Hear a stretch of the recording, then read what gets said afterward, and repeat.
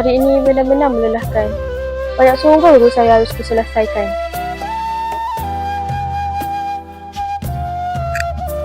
Mia!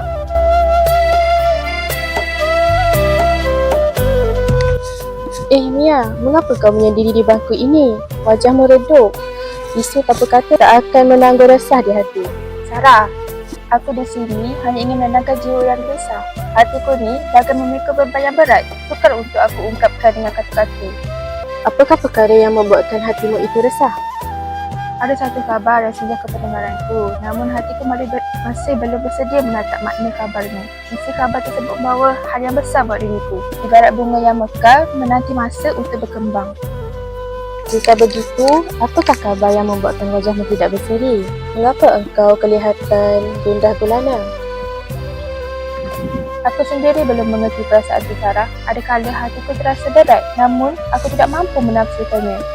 Seperti pincuk yang belum berani menebah harumnya. Adakah perkara itu sering membuatkan kau termena sendirian? Barangkali begitu. Fikiranku seakan melayang, seakan mencari ketenangan yang belum ketemu. Ada masanya hati berbicara tanpa kata, dan kita hanya mampu mendengar dalam diam.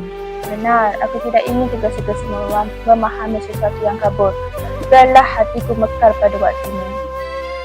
Lihatlah Mia, rasa irama kita ni tenang di permukaan, namun di dasarnya menyimpan 1000 cerita. Buat waktu ini, aku hanya ingin menikmati ketenangan tanpa memikirkan langkah yang belum pasti, ibarat bunga yang mekar menanti masa untuk berkembang.